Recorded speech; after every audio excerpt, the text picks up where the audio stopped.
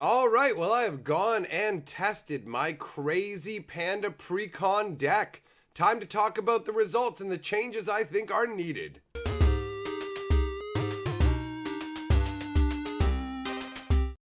Greetings, owners of fine luxury cardboard rectangles, and welcome to my video on my Panda deck, the eventual dog tits deck that I am working on here. So I started out, if you haven't seen the previous video, there'll be a link up here in the corner. Click on that little eye there to go and watch the breakdown of what the original deck is. Still have the original deck here. Going to talk about my thoughts on the cards now that I've played with the deck a bit, what I think is going to be changed or needs to be changed, and some of the possibilities that we have here. So I did some play testing with Carly of the deck and ended up playing in a small tournament where the deck did okay. It came in the middle, basically. There was like 5 people and I ended up coming in second there with it. So let's start with the stone breakdown. I mean, I had no problem with the stones. It's just 6 light stones and 4 the ore from Treasure Mountain, and I enjoyed the fact that they give you a light gem when they come out. The ruler, this guy, this Tigris Pearl Shine, is fantastic. He's a lot better than I thought he would be. I didn't know what the sealed abilities were on the card. Someone had explained in the comments of the previous video saying, hey, here's what those little squigglies and sealed things mean. And then I saw a full-on version of the card with them printed on it, and it added multiple abilities. Basically, the abilities that were missing from before I didn't know about were on this side. It adds the extra ability that the first time you cast a panda in a turn, you get a light gem. And on the back side, it gives you the ability to sacrifice darkness gems to give -5/-5 to a J resonator. And then another ability, I think, is there? No, the other ability was flying. I always forgot to use the flying. I never remembered the flying on this guy. Either way, he has more abilities than I thought he did. He gives extra gems, and the fact that you can sacrifice the black gems to give minuses turned out to actually be really useful. I find the deck to be almost, it feels almost kind of like the green decks I've played back in the day in Magic, with just sort of a straightforward, I'm going to pound you down with creatures mainly, and then just some boost effects. Like this one right here, the Jewel Sword, is one of the cards I like the most out of this deck. It can give up to +7 power in one go and nets you a gem of whatever color you need the most. So I definitely enjoy this card. In fact, I won a game where I played 3 of these on Tigris and came in for a crazy amount of damage. They were all coming in for +7. So it was just nuts. I had a +21. Absolutely fun. So these, I'm going to keep 4 of, I think. I feel like 4 is the right number of those. The next card up here is Jewel Burst. Now, I found this card to be really disappointing. What this does is it removes target resonator from the game. And I found that I have an ability to just either kill their creatures or work around their creatures, the resonators. So I found that this card was really underwhelming. And I looked at a replacement in the form of that one that lets you sacrifice X gems and you pay double X in 1 and you can remove X guys from the game. But it just feels like these aren't good. The deck doesn't have a problem dealing with a creature or two, it feels like. And like you can just attack them with certain guys in the deck, and there's ways to handle them. So this most of the time felt like it wasn't worth it for the 2 gems, especially when it comes to the J Ruler's ability, where you can sacrifice black gems, because I can sack 2 black gems to give a guy -10/-10, and that's generally going to be enough in my experience so far to do the trick. All right, so these I'm going to end up taking out for sure. I'm not sure exactly what's going in, but these are going to get taken out. Next up, we've got Diamond. He's amazing. This guy is really good, but he costs 4, and that's too expensive. I feel like I only ever got 1, maybe 2 of these out. I didn't realize when I first played him that his ability would trigger for each gem. So when you flip the J Ruler, you get 2 gems in one go. So if you have one of these out, he double triggers, and it gets pretty dumb. So I definitely like him in the deck, and I'm keeping him in. But I feel like I'm going to go down to either 2 or 3 copies. 4 is too many. I felt like I would end up with multiples in my hand and be disappointed because it was a dead card and I had no way to really make use of it. Then we've got Gem Craftsman. Now this one's right on the edge for me. I like this one. I mean, check out them jugs, obviously. Oh yeah, boy. But the fact that it gives you a gem of any color was nice, because there's a bunch of different cards in the deck that care about the color of gems, like that gem sword. And this one gets a little bit bigger if you have 3 different colors of gems. So if you put this out and manage to get your third color gems, it comes out as a 10-10, which isn't too bad. But I think I found some better replacements for this. So even though this is good and isn't getting cut because it wasn't good enough and didn't do anything, I feel like there's upgrades to that one. So she's probably actually going to get completely iced out of the deck and replaced with something I think will work better. Then we got, what do we got next that we haven't talked about? This guy, oh my god, I love this guy. The Gemblade Onyx. This is the reason that the gem that I can start with at the beginning of every game is always black. Well, that and the flip ability on the other side of Pearl Shine. This guy is so awesome. The Gemblade Onyx is so good. At least he was for me. You get him out, especially if I'm going second, I get him out with my Energized token. So I would generally almost always be playing this guy as soon as possible. And he's able to remove problematic resonators on your opponent's side, especially when you have like jewel blades or whatever that jewel sword, whatever it's called, the jewel boost. That worked really well with this guy. Then we've got Gem Trader. I like this guy. 1 mana for a little body and you get a gem when he comes into play. I like that because you get more gems and because he triggers things like diamond. But this is another one where I feel like I have found much better replacements for him. So he's probably going to get iced out just for upgrades. Then what else do we got? We've got Gemblade Sapphire. Now this one I'm okay with because the deck doesn't have a ton of flyers and I faced off against some crazy dragons and things like that. So having flying chump blockers or guys you can come in with that way are okay. Although the precision guys actually, the precision guys also really helped with that, just boosting them to get rid of the big flyers and things like that. Next, we've got Jewel Shield. Now, this one works the same as the Jewel Sword, except it gives up to +7 toughness. And I have to admit, that's far less exciting. This really didn't impact as much. This is one of the ones that I'm going to try and find something to replace it for. I like that you can get a gem at, like, quick cast instant speed, but I didn't find the card to be that useful. Next, we come to the card I absolutely hate the most. And I remember when I looked at it feeling underwhelmed when I unboxed the deck before I even played with it. And it totally lived up to my dissatisfaction. It's Gemblade Ruby. 3 mana for an 8/8 with conditional haste. I really don't like that. I don't enjoy, like, I found this to be a really disappointing card. At the beginning of the game, it would be one of the ones that I would be getting rid of. And the deck really, it wants blue gems to give that one guy flying. It wants black gems to give the one guy precision. And this one's just like, I'll get swiftness for 1 turn if you have a red gem. It's not worth it. And so you have to spread out into another color of gems to get there faster and earlier than you would just trying to get the pluses for the jewel swords and things. So this one's definitely getting cut, 100%. Absolutely hate that card. Was so disappointed by it. Biggest disappointment of the deck. Now, what else do we got in here? We got the White Raven. I'm not sure how to feel about this one, honestly. I mean, it's a 1 mana 3/3 flyer. And it's when it comes into play, you can sacrifice a gem, and if you do, draw a card, which I like, but at the same time you want to play it on the first turn. And the problem for me there is I've started with a black gem, which I want to hang on to for my precision dude. So basically, I end up hanging on to this until after I cast a panda to get an extra gem from Pearl Shine. So I don't know if the slowdown on this makes it worth it, but the card draw and the body, I'm genuinely not sure. But it does add flying, which the deck is light on. So this one is probably going to stay a couple copies in. Let's see, there's only like 10 different cards in here. So have I talked about all of them now? I think we may have covered all the different cards that exist in the deck. All right, so yeah, that covers the deck. So let's quickly talk about the cards that I've narrowed down. Now, I haven't gone on spoilers and looked through every card list because I don't want to do that. I want to enjoy the game through discovery. So these are cards that I obviously have physically come across through pack openings and such. All right, so we've got Frisia's Expedition, which is, or Fiercia's Expedition. It is a chant. Reveal the top card of your deck. Gain X gems of any attribute, where X is the total cost of the card revealed this way.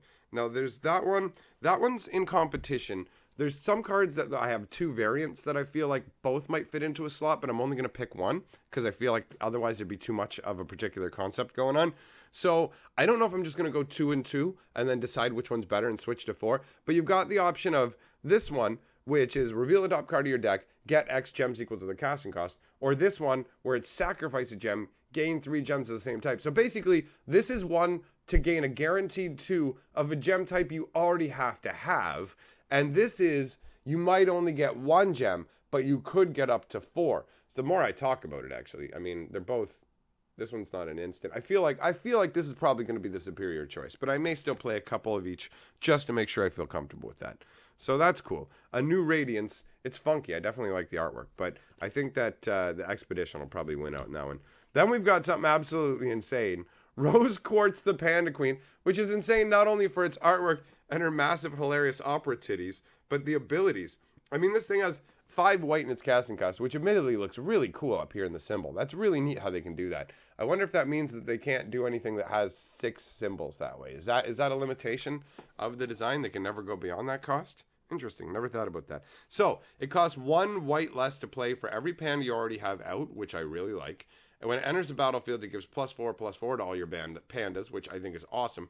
And at the end of your turn, you get to untap all your pandas. You recover them all, which just, it seems bonkers. Recovering all your guys, you can just be coming in hard, man. That's really great, and be open for defense. So I only have 1 copy of that. That feels like something I'll put multiples of in. So that one's really nice. Then we got Jewel Aura. This is what I was thinking about replacing that shield one with, because what this does is you get a gem of any attribute, and then your guy, a target resonator, gets +2/+2 for each different attribute. So this could theoretically, for 2, give +10/+10. The only problem I have with this one is it's not an instant. It's sorcery speed chant, right? So you have to do it before you attack. You can't surprise your opponent with that. So that may be a detractor. I like the instant speed of the Jewel Swords because it allows you the ability to not only boost a creature, but also to produce a gem that your opponent wasn't expecting as well. And that adds an extra dimension to it.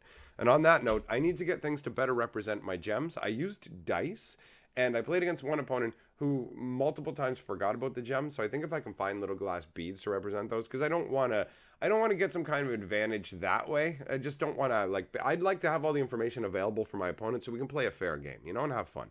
Because it's more about having fun than anything to me, guys. And I had a great time with this deck. So, we've got Treasure Knight Panda. This guy's art is ridiculous. His flavor text is just dumb. Apparently, he receives a lot of complaints because his outfit sparkles too brightly. The flavor text in this game is ridiculous.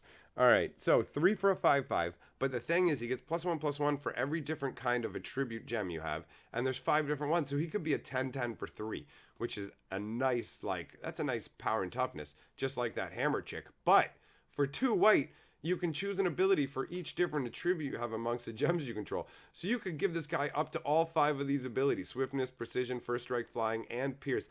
That's nuts. That seems crazy. This is one that I'm going to try 1 or 2 of, because the thing is, you do have to have all 5 gems for him to be 2/2 instead 10/10 instead of just 3 gems for the titty chick, which is a big difference. And you have to pay 2 to activate. And I feel like that unlike Magic, these games go quicker. And so like I should say, your will points that come out of your stones, that's your mana in the game. You got to use it tight. There's not a lot kicking around extra, I found, with the way I played at least. Then we've got a cool little dude here. Now, remember when I said I was going to replace that one guy who gave you a light gem? Well, the Escape Jeweler here, he costs 1 as well, and he's a 1/1. When he comes into play, you get a gem of any color, which is cool. And then you pay 1 and tap him. You pay 1, you rest him and return him to your hand, and you get to rest target Resonator. So you can basically put him out on your opponent's turn, tap one of his guys, send this guy back to your hand, and you're up a gem, and you can just recast him. I think he's got potential. I'm going to try some copies of him out. Then we've got a dude who has nothing to do with the theme of the deck, but I got him and he just seems so good and cool. Mephistopheles, 3 mana for an 8/8 demon. When you do your judgment, your ruler, you flip him. He flips over on his other side, which is so crazy. But on this side, he says, J Resonators your opponent controls, enter the field rested. So all their guys come in tapped so you can attack them directly and they can't block with them, which is really cool. And then when he flips over, he becomes this insane 10/10, and all your opponent's guys have -2/-2, and guys entering the field under your opponent's control don't cause their own abilities to trigger. So if they have abilities that say, I do this when I come into play, it says, not anymore, chump, get fucked. That's so cool. I like that. I know it's out of theme. I know it doesn't fit, but I'm totally going to put a slot in there for him because he seems really neat. Now, I found that the deck, I was pretty good in creature-on-creature battles. The game that I really got stomped out was against, who was the ruler? Is it called Machina? I don't know. It's one where, you get to flip it and you can go through your deck for, 3 colorless dudes.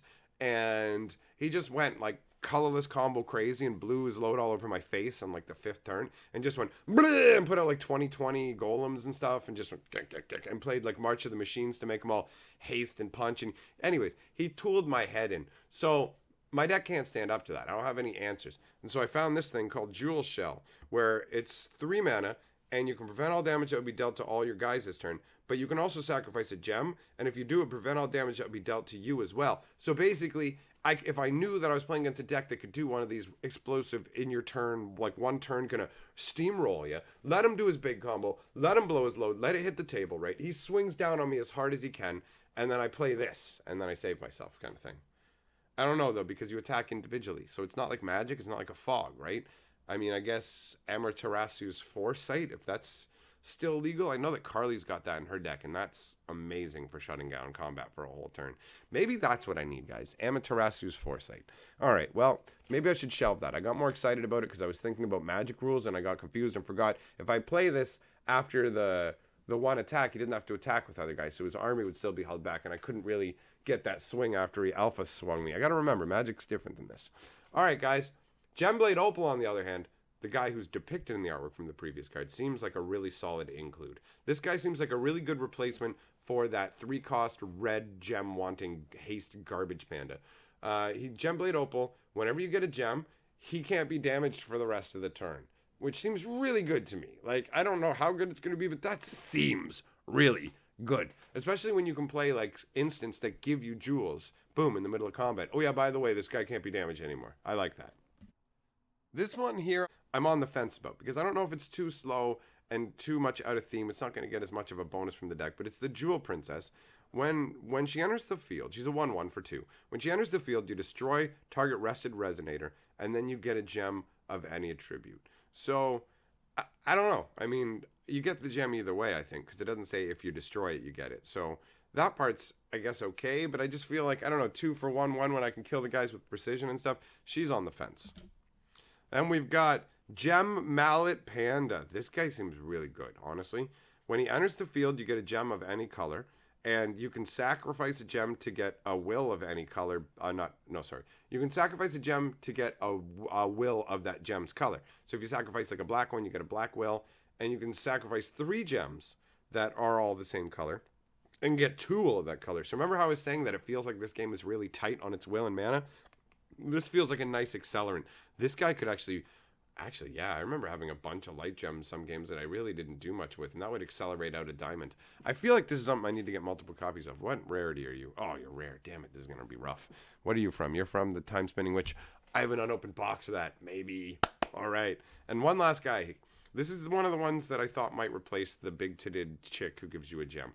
It's 3 mana for an 8/8, just like her. When this one enters the field, you get 2 gems of any attribute, though, right? So you get 2, which is twice as much, but it only gets its bonus when you have 10 or more gems. So instead of needing 3 colors, this one cares about the total number of gems you have, but it gets +4/+4. So you need to have 10 gems, but then it's 12/12, and it gives you 2 gems. So I figure, like, being able to sacrifice more gems to my J-roll and stuff would be really good. But anyways, that is roughly, those are the ideas that I have. I haven't 100% narrowed down exactly how many copies of each I'm going to play, but I'm going to cobble them all into here and get a different version of it, play test it some more, and then I might look into adding a second color to the deck. So this is what I'm doing so far. I'm having a fantastic time with Force of Will. It's a really fun game. So thanks for coming by, spending some time with me. Let me know what you think of my noob deck, and there's no point in pointing out how noobish it is or trying to tell me about the absolute optimal cards to play, because that's not what I'm looking to do, guys. I'm looking to have fun with what I find as I go. All right, I'm not looking for a net deck, so if you just post a whole net deck, I'm just going to scroll by because it's going to ruin the fun for me.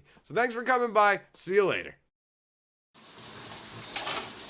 Hey Perp fam, it's your boy Lettuce. You know what it is, and together we're the 6 color of magic.